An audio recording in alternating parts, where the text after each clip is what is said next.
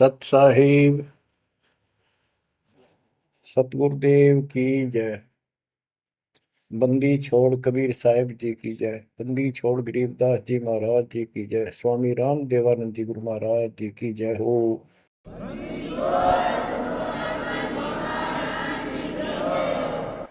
सर्व संतों की जय, सर्व भक्तों की जय, धर्मी पुरुषों की जय। श्री काशी धाम की जय, श्री सुडानी धाम की जय, श्री क्रोथा धाम की जय, श्री बरवाड़ा धाम की जय। सत साहिब गरीब नमो नमो सत पुरुष को नमस्कार गुरु की नहीं। सुर नर मुनिजन साधुआ संतों सर्वस दीन। सतगुरु साहिब संत सब दंडवतम प्रणाम। आगे पीछे मध्य हुए किनको पूर्व। कबीर सतगुरु के उपदेश का सुनिया एक विचार। जय सतगुरु मिलते नहीं जाते नरक द्वार। नरक द्वार में दूत सब करते खेचातान। उनसे कभू नहीं छूटता फिरता चारों खाने। कबीर चार खानी में भरमता कबहू न लगता पार। सो फेरा सब मिट गया मेरे सतगुरु के उपकार। जय जय सतगुरु मेरे की जय जय सतगुरु मेरे की। सदा साहिबी सुख से वसियो अमरपुरी के डेरे की। जय जय सतगुरु मेरे की जय जय सतगुरु मेरे की। सदा साहिबी सुख से वसियो सतलोक के डेरे। निर्विकार निर्भय तू ही और सकल वैमान। जी साधो और सकल वैमान। सब पर तेरी साहिबी सब पर तेरी साहिबी। तुझ पर साहिब ना निर्विकार निर्भय। परमपिता परमात्मा कबीर परमेश्वर जी की असीम श्रद्धा से बच्चों आपको अमर कथा सच्चा ज्ञान सुनने को मिल रहा है। आपकी किस्मत परमाने अलग लेखनी से लिखी है, अलग आपका अकाउंट है जिस पर काल का कोई अधिकार नहीं है। बच्चों, परमात्मा का एक एक शब्द अपने को सत्य मानना होता है। या तो भक्ति पर लगो मत भोगो कष्ट। भक्ति पर लग के भी और भक्ति मार्ग में अविश्वास होता है तो वो प्राणी सफल नहीं होता। जैसे दास को पहले शुरुआत में परमात्मा की चाह खूब थी और ये सुना करते थे द्रौपदी का चीर मिट गया, नरसिंह दास भगत की कुंडी भगवान ने ली। तो इस तरह की बातें आत्मा मानती थी भगवान कुछ भी कर सकता है, पर कोई कह देता था नहीं ऐसा नहीं हुआ करता है, तो वैसे भगवान की आस्था बनाने के लिए कह रखा है ऐसा नहीं हो सकता। तो मन ये भी मान लेता था कि ऐसा ना होगा, पर भगवान तो है। केवल इतना मानकर भक्ति कर रहे थे, दीक्षा भी ले ली थी। और फिर परमात्मा ने ऐसा अजब गजब किया, वो सारी शंका मिटा दी। लोहे की जाड़ी को 1 फुट से ज्यादा बढ़ा दिया, और दोनों को बढ़ा दिया, एक को नहीं। तो बच्चों, विश्वास बहुत जरूरी है। जैसे आपको उदाहरण दिया जाता है सत्संग के माध्यम से। एक गांव के बाहर दो साधक साधना कर रहे थे। एक 40 साल से बैठा था, आयु 60 के आसपास हो चुकी थी। दूसरा 4 वर्ष से साधना करने लगा था, वो भी घर त्याग कर बाहर आश्रम बना रखा था। तो बच्चों, वैसे तो साधना दोनों की ही शास्त्र विरुद्ध थी। पिछले संस्कार से प्रेरणा इतनी प्रबल हो जाती है कि आत्मा भगवान की तरफ तड़प जाती है, उसको खोज के लिए निकल पड़ती है, और जैसा कोई मार्गदर्शन मिलता है उसी अनुसार अपना सारा जीवन कुर्बान कर देती है। उससे उसको कुछ तप मिल जाता है, बन जाता है, और कुछ सिद्धियां आनी शुरू हो जाती हैं। उससे उसका वह बोलबाला हो जाता है। फिर उसकी मृत्यु के बाद वह एक यादगार बना दी जाती है। वो नरभाग, आप तो नरक में गया, आने वाले उस गांव की कई पीढ़ियों को भी नरक भेजने का सामान तैयार कर गया। आने वाली पीढ़ियां उसी पर मत्था टेक टेक के उस कब्र पे, उसकी मूर्ति पे, और अपनी मनोकामना पूर्ण करवाती हैं। होता किसी का कुछ नहीं, पर वह भावना बन जाए, एकाधिका वैसे सूत बैठ जाए, दाव लग जाए, स्वाभाविक। जो भक्ति ना करते उनका भी हो जाता है, वो तो उसका संसार होता। और वो नियमित उसका कर देते थे, हम भी ऐसे ही थे।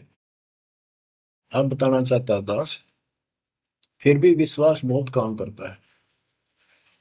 भगवान उसके नंबर देता है अलग से, तो उसकी भक्ति में आस्था अगले जन्म में भी बनी रहती है इस तरह की क्रियाओं से। जो आस्तिक और नास्तिक दोनों क्रिया करता है, वो घर का रहता ना घाट का।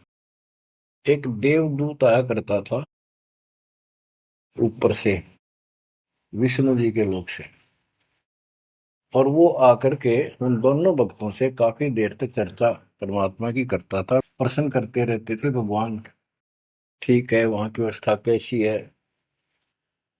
तो वो दोनों, ये देवदूत दोनों भक्तों के पास घंटों बैठ कर जाया करता था। देवदूत से भगवान ने पूछा भी, विष्णु ने, कहा जाता है ये ऐसे ऐसे आपके भगत हैं, बहुत गजब के, कुर्बान हाथ के लिए तो उस गांव में, और मैं वहां बैठ रहता हूँ कुछ देर जाके, आपके ऊपर तो कुर्बान है। तो भगवान बोले, विष्णु जी बोले, मैं भगत तो एक है, एक तो वैसे टाइम पास करे। देवदूत बोला, जी वो होगा जो 40 साल से आपके लिए कुर्बान अगर छोड़ के आया हो। तो भगवान बोले, ना, दूसरा, जो 4 साल से बैठा है वो भगत है। उसको मुझ पर विश्वास है और बड़े पर को विश्वास नहीं है। ये बात उस देवदूत का गले नहीं उतरा, ये तो हो ही नहीं सकता। तो भगवान ने समझ लिया कि देवदूत की विश्वास नहीं मेरी बात पे। तो विष्णु जी बोले, भाई एक काम करना देवदूत, आज तू लेट जाना समय से, जिस समय जाता है, और फिर वो पूछेंगे कारण लेट होने का, उनको फिर ऐसे बताना कि आज भगवान ने समय दे रखा था कि दोपहर को सुई की नोक में से, जिसमें धागा डर, सुई के नक्के में के सुराख में हाथी निकाल लेगा भगवान, और कहना कि मैं उसको देखने के लिए रुक गया। और भगवान ने हाथी उस सुई के नक्के में के निकाल दिया। वो इसी तरह की क्या, देवदूत पहले उसके पास गया, बड़े के पास, क्योंकि उसको भरम था। तो विष्णु जी ने कहा था, फिर ये देखना वो कौन क्या प्रक्रिया करता है, तुझे स्वयं फैसला हो जाएगा भगत कौन है। देवदूत उस बड़े के पास गया, उसने भी ये जाते कारण पूछा कि क्या बात, देवता से लेट हो गए, आपकी बहुत इंतजार थी और आपके साथ बैठकर भगवान की चर्चा करते थे, अच्छा समय व्यतीत होता था। क्या बात होगी, क्या कारण हो गया, लेट हो आप आज? देवदूत ने वही बताया कि आज दोपहर को भगवान ने एक लीला करनी थी, वो देख कर आया। तो भगत बोला, क्या लीला की? कि कमाल कर दिया भाई, हद कर दी। भगवान ने एक हाथी को सुई के नक्के में निकाल दिया। इसको देख कर आया मैं, इसको देखने के लिए रुका था।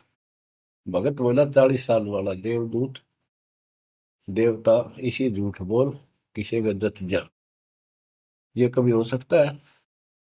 सुई के नक्के में का हाथी निकल जा, क्यों झूठ बोल रहा है? देवता होकर ऐसी बात कर रहा था। तो उस देव की होश उठ गया और उसके सारे अनुभव फेल हो गया। तो भगवान ठीक है, कहते हो तो कति डांगर है। जब इसको इतना विश्वास नहीं, भगवान कुछ नहीं कर सकता, तेरे जैसा घसियारा है, फिर भक्ति क्यों कर रहा है? देवदूत उठ कर चल पड़ा। फिर वो 4 साल वाले के पास गया। उसने सोचा, यूं तो माने धमका दे मेरे को, गुस्से होएगा, इसको तो ज्ञान ही कुछ नहीं होगा अभी तक। उस 4 साल वाले ने भी, भगत ने पूछा, देवदूत तो लेट हो गए, आपके आने की बड़ी इंतजार रहती थी, आज तो सोच लिया था शायद नहीं आएंगे, क्या काम हो गया ऐसा कोई, हमें भी बताओ। देवदूत बोला, भाई ये बताऊं, झूठ मैं कह नहीं सकता और सच्ची की शिकायत गला उतरती नहीं। भगत बोला, बताओ तो सही क्या बात है? क्या दोपहर को भगवान ने एक लीला करनी थी, मैं उसको देखने के लिए रुक गया। क्या लीला थी? देवदूत बोला, सुई के नक्के में क्या भगवान ने हाथी निकालना था। भगत बोला, फिर क्या हो गया? कि वो निकाल दिया, कमाल कर दिया। बोला, बस भगवान ने निकाल दे, सारी पृथ्वी ने, धरती ने सुई के नक्के में गया, आप हाथी में आश्चर्य कर रहे हो? तो देवदूत ने सीने से लगा दिया उस बालक को। वो बोला, धन्य तेरे माता पिता जिससे जन्म हुआ। भक्ति कर विश्वास नहीं, तो खाक भक्ति है वो। कह कबीर सुनो विषा दो, मैं तो हूँ विश्वास में।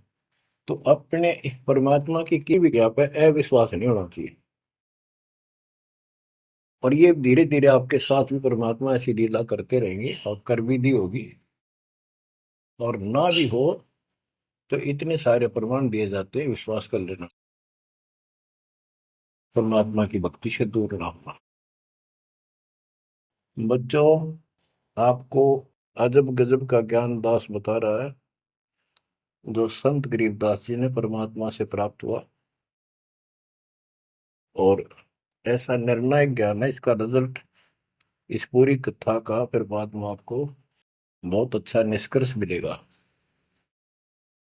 पार्वती जी शिव की पत्नी और 108 बार मर चुकी थी। 109वें जन्म में भी उसने शिव जी को ही पति बनाया। ये संस्कार था उनका। नारद मुनि ने एक दिन आके पार्वती जी को समझाया कि हे माता, भगवान शंकर जी के पास एक ऐसा मंत्र है जो आपको बता देना, उस नाम के जाप से आप अमर हो जाओगे। अन्यथा आप 108 बार मर चुके हो, और वो भगवान उसकी प्रमाण के लिए आपके शरों की खोपड़ी की माला बना रखी है। 108 है गिन दिए। पार्वती जी बोली, भाई नारद बिल्कुल सही है, 108 है। मैं पूछती हूँ ये किसके के यू क्या है, तो वो टाल मटोल कर जाते हैं। तो हे माता, आपका जन्म मरण मिट जाएगा। तो वो बोली, भाई ये मेरे बात समझ में नहीं आती कि शिव महाराज जी मेरे से कुछ नहीं छुपाते, और इसने ये कैसे छुपा रखा मंत्र मेरे से, मेरे से बहुत प्यार करते हैं। और बताते हैं तेरी मृत्यु के बाद मैं बहुत रोता था। तो नारद जी ने कहा, माता अभी तक आप उनको पति मानती हो, जिस दिन परमात्मा रूप देखोगी और उनको एक गुरु रूप में नम्र भाव से प्रश्न करोगी, कति अति नम्र होकर, तब ये गुप्त मंत्र आपको बताएगा। ये मंत्र शिव जी ने किसी को नहीं दिया आज तक, क्योंकि ऐसा किसी का लक है नहीं, ऐसा भाव किसी का है नहीं।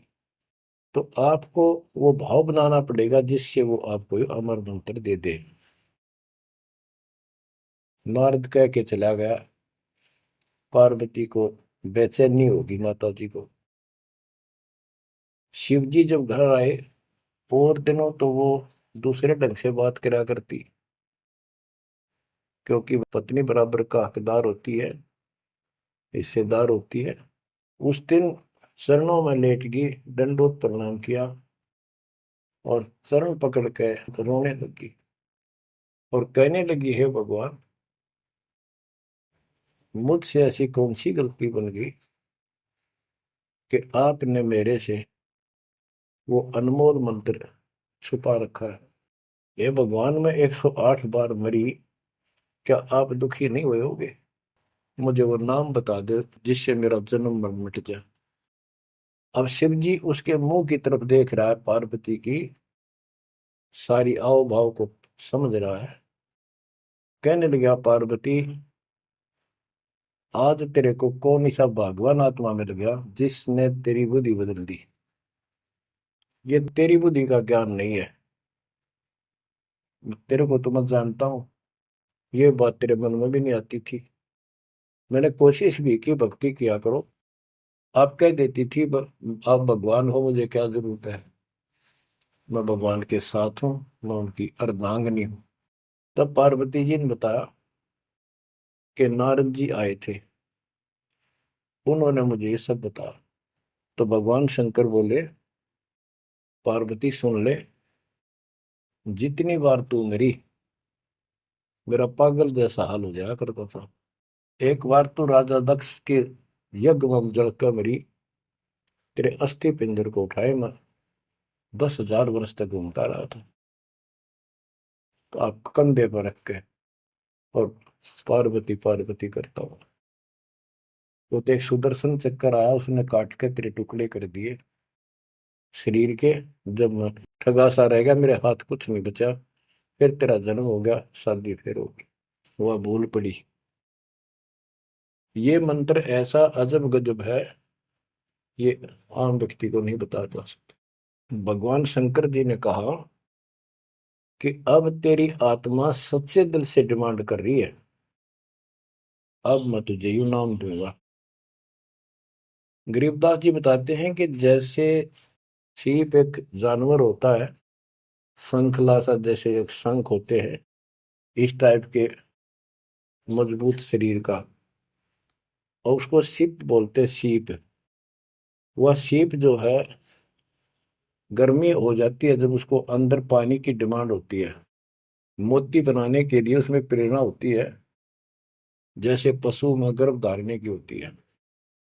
उस समय सीप समुद्र के ऊपर आ जाती है, ऊपर बादल गरज रहे होते हैं, यदि उसका मुख खुला हो और बारिश की एक बूंद भी उसके मुख में चली जा, तो उससे मोती बनना शुरू हो जाता है। उस बूंद को लेकर शिप वापस समुद्र में गोता लगा जाती है, उसमें मोती बन जाता है।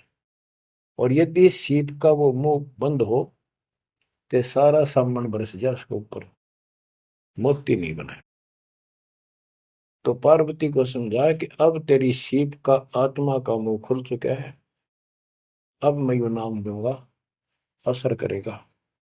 और पहले तेरी सीप आत्मा का मुंह बंद था, इसलिए ये उन्मोद मंत्र ऐसे व्यर्थ नहीं कर सकता था। फिर कहा कि चलो, सुबह सुबह एकांत स्थान पर पहुंच गए। वहां एक सूखा वृक्ष था, पत्ते भी नहीं थे, उसके नीचे बैठ गए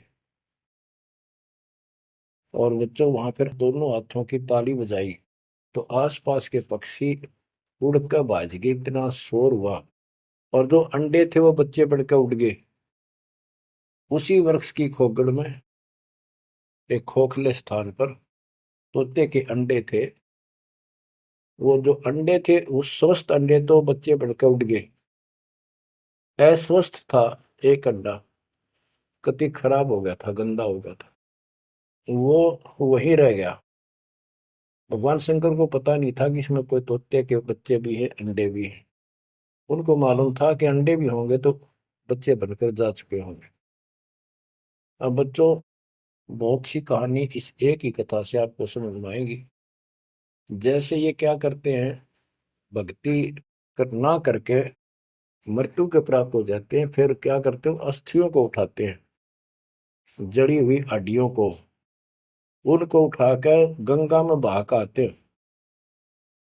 उनका उद्देश्य तो ये होता है कि इसको इतने गहरे पानी में डाल दे कि जो व्यक्ति मर जाता है, स्त्री या पुरुष, जब वो प्रेत बन जाता है तो अपने घर आता है। घर में वो अपने बॉडी को खोजता है, फिर वो जाता है शमशान घाट पे। उसको एहसास होता है कि ये ताजा ताजा जो फूके गए हैं ये तेरी हड्डी है। उन हड्डियों को अपनी मान कर उनके चिपक जाता है भूत, और फिर कभी घर और कभी उन हड्डियों के पास वहां चक्कर काटता रहता है और परिवार वालों को तंग करता है। तो क्या कर, इसीलिए उसको उन हड्डियों समेत उठाकर उसने इसी जगह डालते हैं, उसको भेदा नहीं लगता और वो भटक भटक के चला जाता है। तो बच्चों, अब हमने न तो ये क्रिया करनी क्योंकि हम भूत बनाए को नहीं, हमारी सच्ची भक्ति है और उससे कोई समाधान नहीं हो जाता। तो इसी प्रकार तो दास बताना चाहता है कि मरने के बाद भी उन हड्डियों को भी वो जीव अपना मान रहा था कि मेरी है, उनके चिपक जाता है। इसी प्रकार जो गंदा अंडा हो गया था, वो आत्मा उसका चिपकी हुई थी कि मेरा है। हालांकि वो कति खत्म हो चुका था, कुछ दिनों में उसकी वो सूख जाता, खत्म हो जाता, फिर वो उसको छोड़कर चलती। तो वो आत्मा उसके साथ चिपकी हुई थी। उधर से पार्वती जी को कथा सुनाना शुरू कर दिया, अमर कथा सुनाई। क्योंकि गरीबदास जी कहते हैं, कबीर साहब ने बताया, हम बैरागी ब्रह्मपद सन्यासी महादेव, सोहम मंत्र दिया शिव जी को, वो करे हमारी सेव। तो कबीर साहब ने इन सब को यो अमर ज्ञान सुनाया था, सतलोक वाला, सृष्टि रचना सब सुनाई।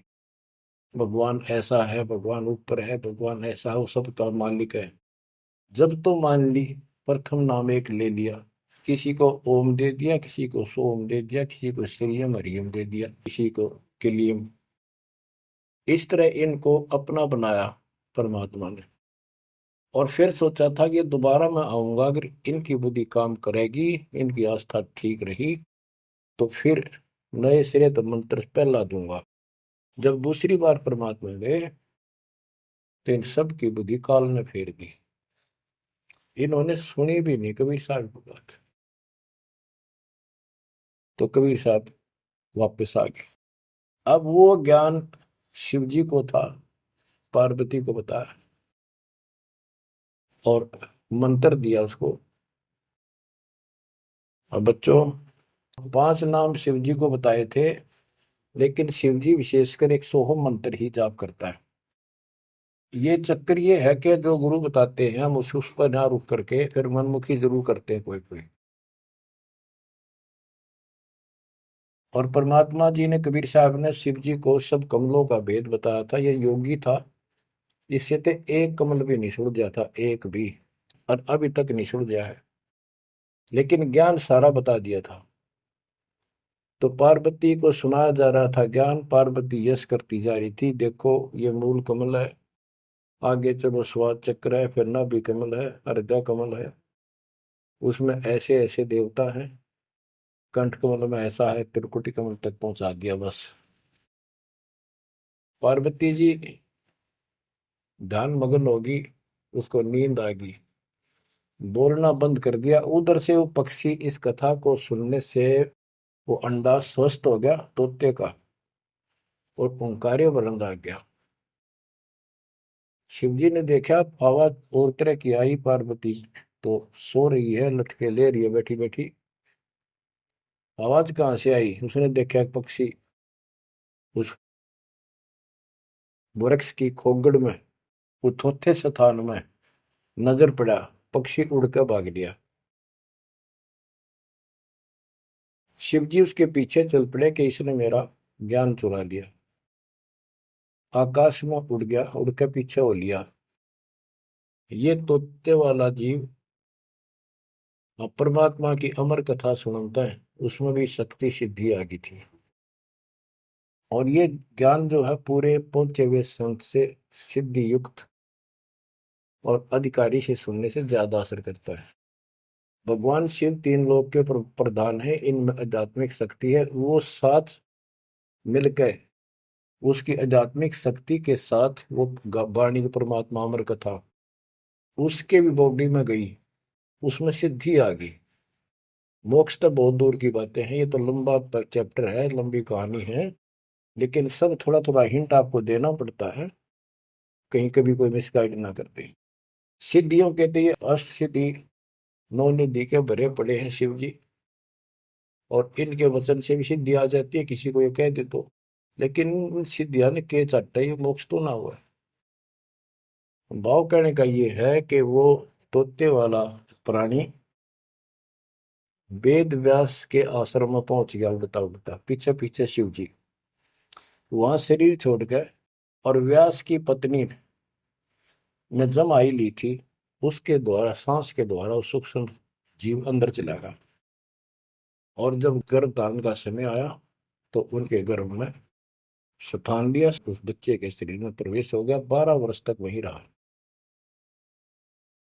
आगे कथा इसमें आगे आएगी, वो बताऊंगा। अब ये वाणी सुनाऊंगा जो आसानी से आपका समझ में आएगी। मोक्ष मुक्ति का लख्यान बेवा, ब्रह्म में पुत्र व्यास सुखदेवा।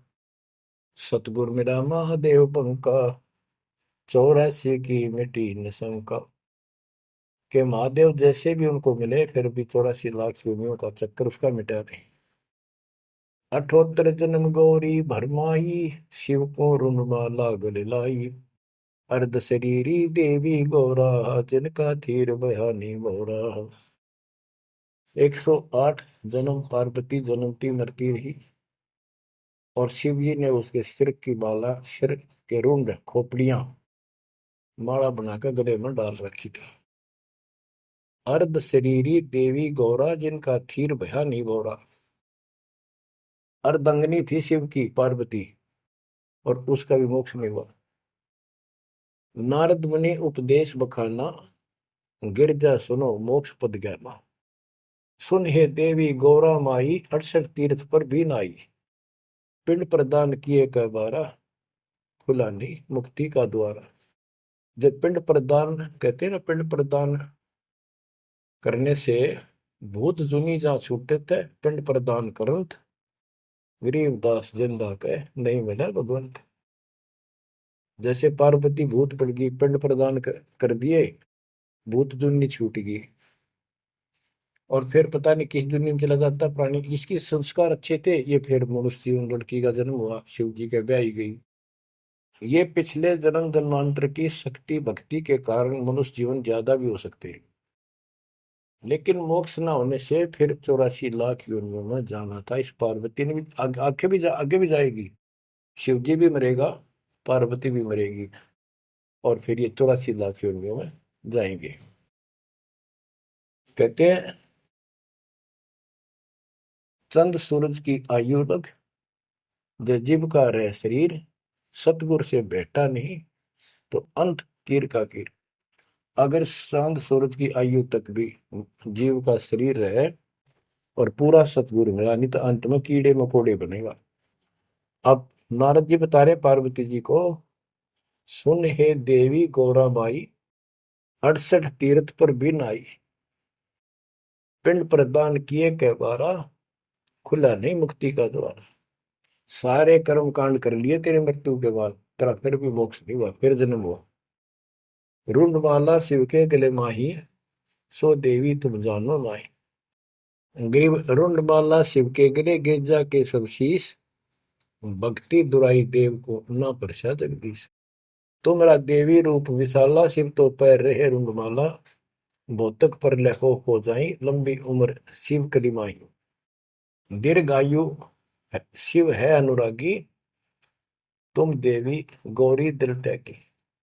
मूल मंत्र ने नाम सुनाया, ताते कल्प हुए तेरी काया।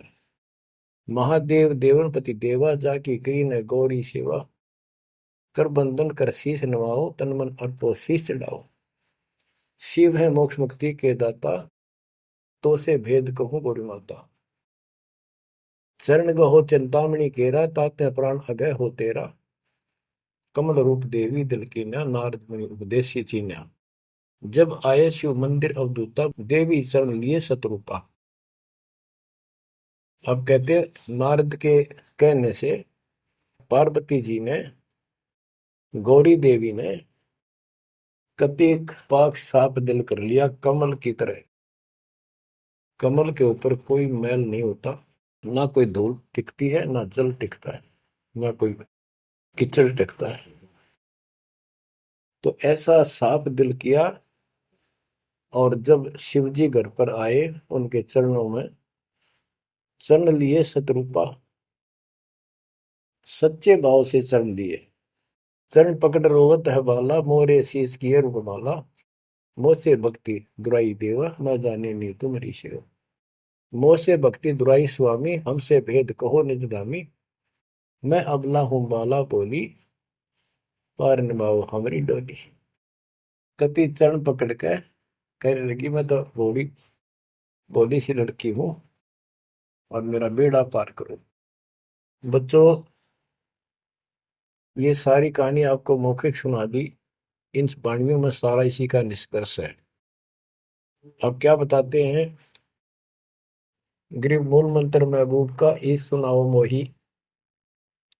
पार्वती जी कहती है शिव जी को कि उस परमात्मा का समर्थ शक्ति का जो मूल मंत्र है वो मुझे बता दो। अब इन मूल मंत्र का पता नहीं, जिस भी नाम को ये गुप्त रखते हैं, जो विशेष नाम इनके पास है, उसी को मूल मंत्र मांग रहे थे। गृह मूल मंत्र महबूब का ए सुनाओ मोही, युगन युगन के पातक कटे, छूटे तेंदुल द्रोही। पूर्व जन्म की कथा सुनाओ, मूल मंत्र हमें शिव गोराओ। भूल रही भवसागर हमी, मोक्ष मुक्ति के दाता तुम ही। शिव बोले सुन देवी बाता, को उपदेशी मिला विदाता।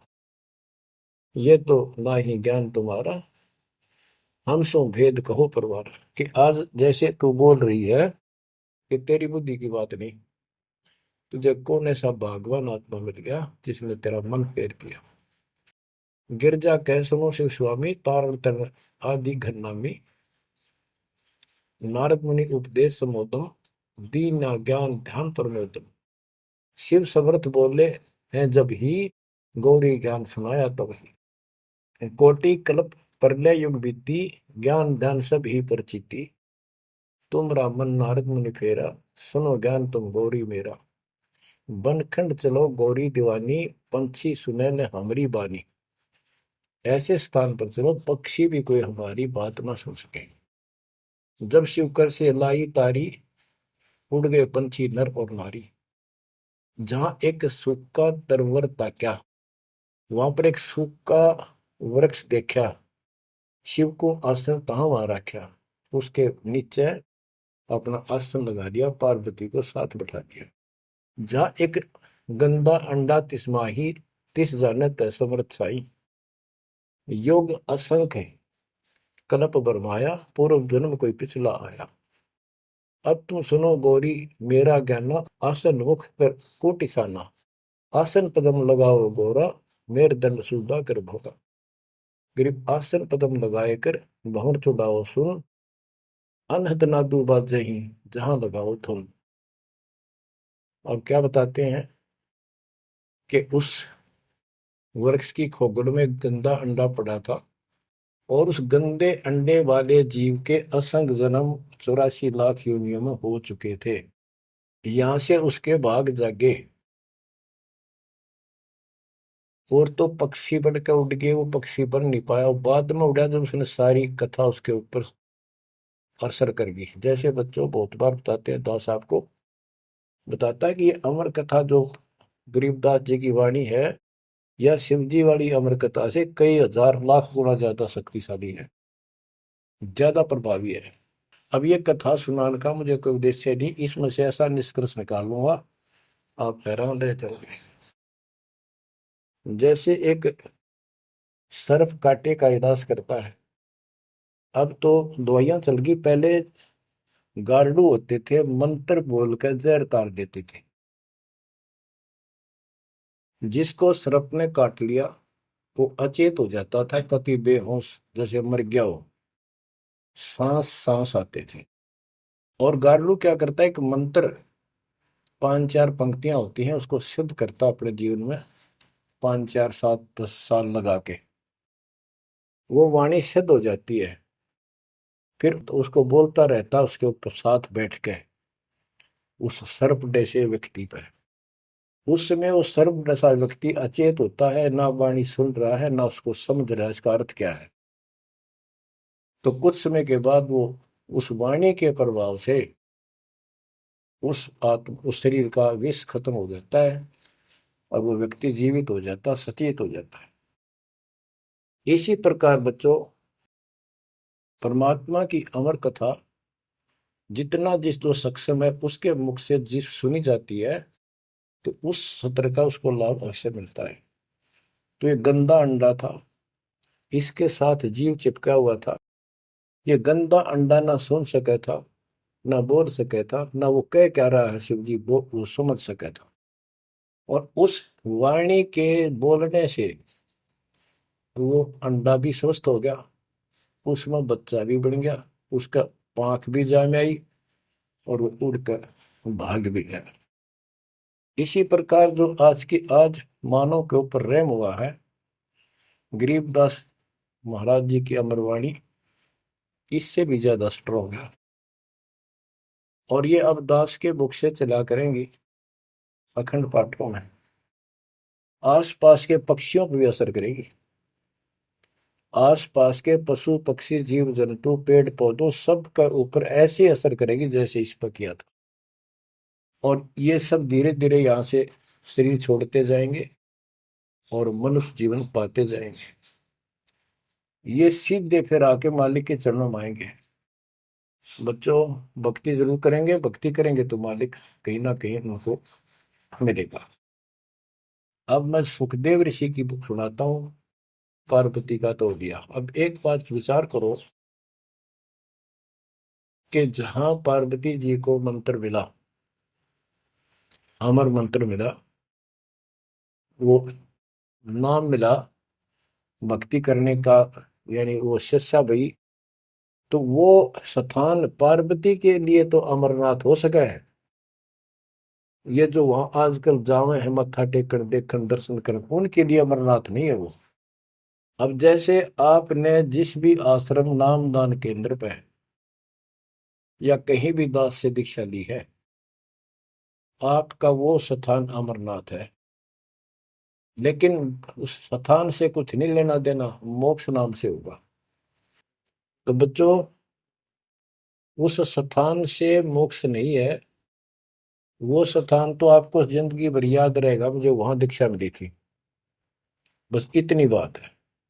और ये अमर ज्ञान मुझे प्राप्त हुआ था। लेकिन मुक्ति नाम से होगी। और जो बोले आत्मा इतने ऊंचे पहाड़ों पर जाते हैं दर्शन करके आवांगे। अब विचार करो, जैसे दास ने बहुत बार समझाया आपको,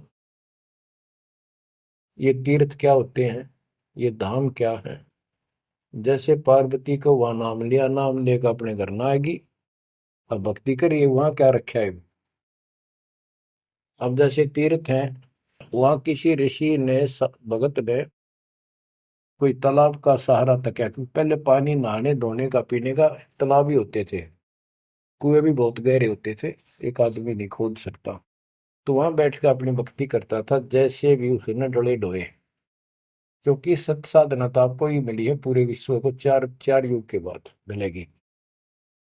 तो वो जैसे भी तप किया, कुछ किया उसने, जैसा भक्ति की, उस आधार से वो उस लोक में चला गया। और अब वहां कुछ नहीं। अब जैसे हम किसी का एक हमाम दस्ता ले आते थे और उसमें सामग्री कूटते हवन की और वापस देते थे मांझ धो के।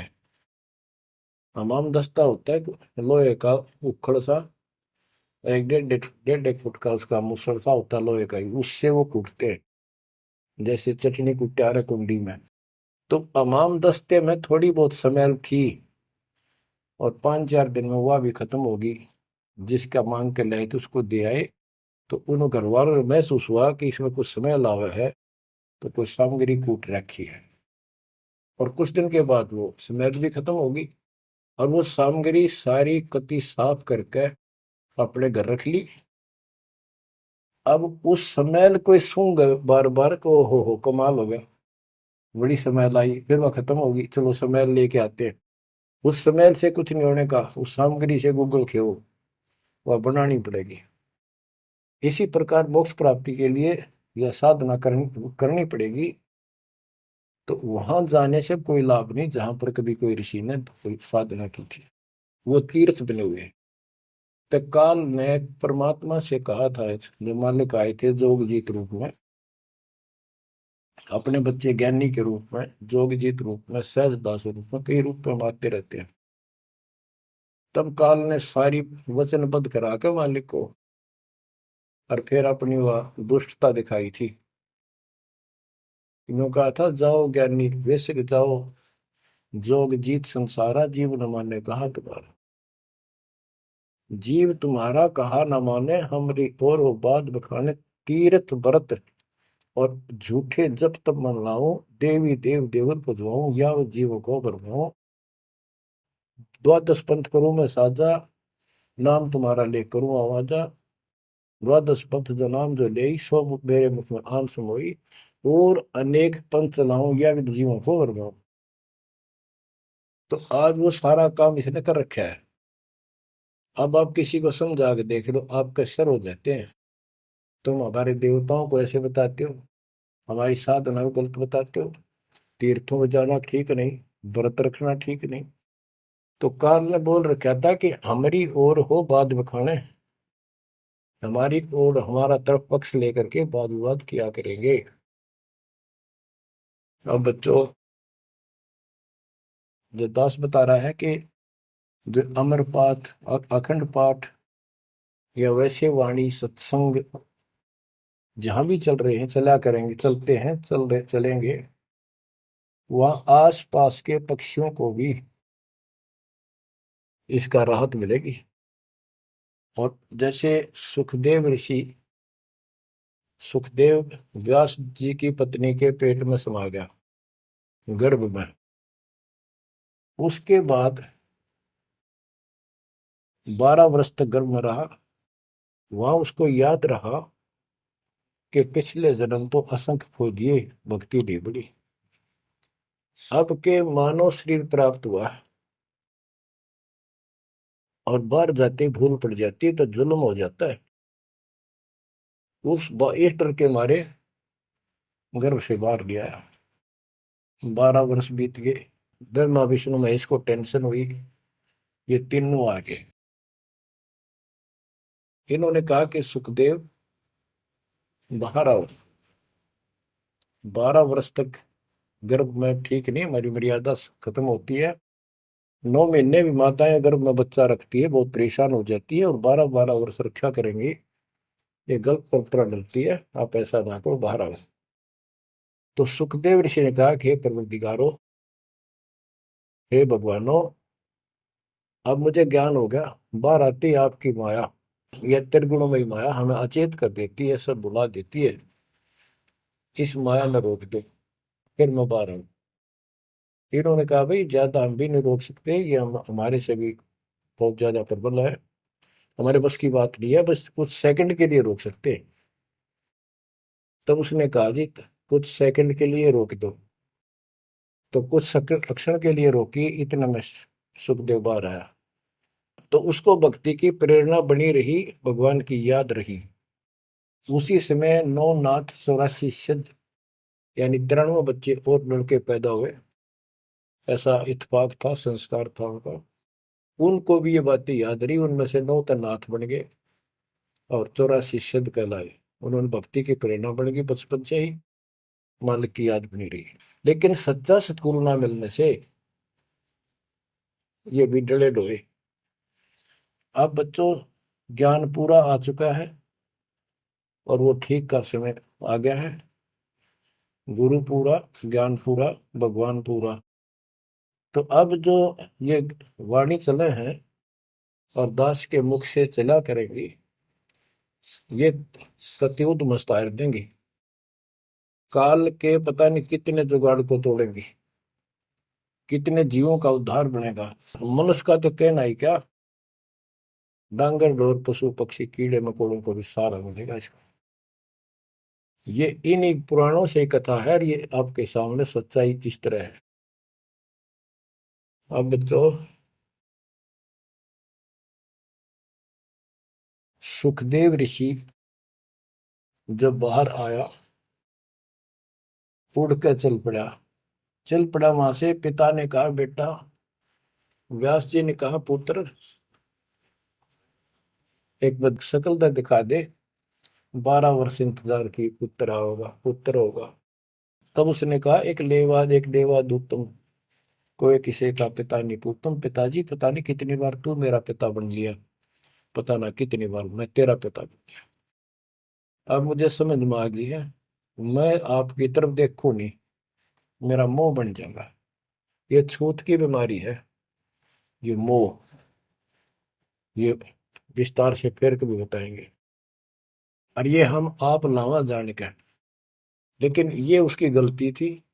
ज्ञान ना होने से इसने इतना ही समझ थी जो कि वो उस समय गलती कर गया। चलो जो भी इसकी सोच थी, उस आधार से ये वहां से चल पड़ा। पिता पीछे पीछे मोह में दूर तक गया, वहां से आकाश में उड़ गया, अंतर ध्यान हो गया। आगे जाकर फिर प्रकट हो गया अपने और नाल, जो बच्चे की नाभि से, माँ की नाभि से चिपकी होती है, वह गेल बाहर आकर टूट गई, टूट कर बाहर आ गई। वो बाद में काटा करते हुए बिना कटवाई कंधे पर घेर कर उठ गया, आगे काटूंगा। अब आकाश में उड़न की सिद्धि उसमें उस मंत्र से आ गई, वो अमर कथा से। अमर कथा में शिव जी ने पूर्ण परमात्मा की महिमा बताई, जो कबीर साहब ने उसको सुना रखी थी। इसमें काफी प्रकरण है, अब इतना समय नहीं जो मैं वो शायरी बताऊंगा आपको। कभी परमात्मा ने दया की बड़ी जेल में, फिर उनको विस्तार से समझाया करेंगे। तो कहने का भाव ये है कि सुखदेव ऋषि को अभिमान हो गया कि मैं बहुत बड़ा सिद्ध पुरुष हूं, आकाश में उड़ जाता हूं। तो बच्चों स्वर्ग में जाने लग गया, और स्वर्ग के देवता ऋषि महर्षि सब उसको, उसकी जो है ना पूरी वो करें, सम्मान करें, उसकी आरती तारे कि बड़ा धन भाग है तेरे, बड़ी सिद्धि प्राप्त कर ली। इन इतना पता सिद्धि आएगा, और जन्म से ही छोटी उम्र में आपको इतना कुछ प्राप्त हो गया, आप तो बड़े पहुंचे हुए हो। तो सब उसकी खूब अच्छी तरह प्यार रखे, महिमा गाओ। एक दिन उसको, उसने स्वर्ग में जाने की इच्छा व्यक्त की विष्णु जी के लोक में। वहां उसको इसलिए नहीं जाने दिया कि उसका गुरु नहीं था। विष्णु जी तक बात गई। विष्णु जी ने पूछा कि हे ऋषि जी, आपने गुरु नहीं बना रखा? अगर नहीं, गुरु की क्या आवश्यकता है महाराज, ये गुरु बना रहे वो नहीं आ पाए और मैं बिना गुरु के आ गया। विष्णु भगवान बोले ठीक है, वो अलग बात है, या वही रह सकता जो पहले गुरु बनाओ। फिर एक बीमारी और, अहंकार के मेरे बराबर पृथ्वी पर कोई गुरु नहीं, मैं बाल ब्रह्मचारी, वहां कोई ऐसा संत नहीं, मैं बनाऊं गुरु किसको? विष्णु जी ने कहा कि राजा जनक मेरे परम भक्त है, आप उनसे दीक्षा लो। यूं कह के विष्णु जी चले गए, उसको बाहर निकाल दिया पार्षदों ने। वो स्वर्ग में आए, वहां सारी कथा बताई। फिर अन्य स्वर्ग, कोमर स्वर्ग, फिर ऋषियों के पास आए नीचे, उनको बताया। तो सब ने कहा कि सुखदेव बहुत बड़ी गलती कर रखी है, गुरु नहीं बनाएगा, गुरु नहीं बनाएगा तो गधा बनेगा। तो पिछले जन्मों में उसको एकदम वो रील सी चल गई कि मैं कभी गधा बना था एक बार, और अंधा हो गया, स्वामी ने छोड़ दिया, कुमार ने, और मैं भटकता भटकता इन नाले में फंस गया। मेरा पुली बना ली लोगों ने, आन जान लागे। मैंने कहा नहीं, भटक के भूखा मर के, भूखा होकर तो मरा, प्राण निकले।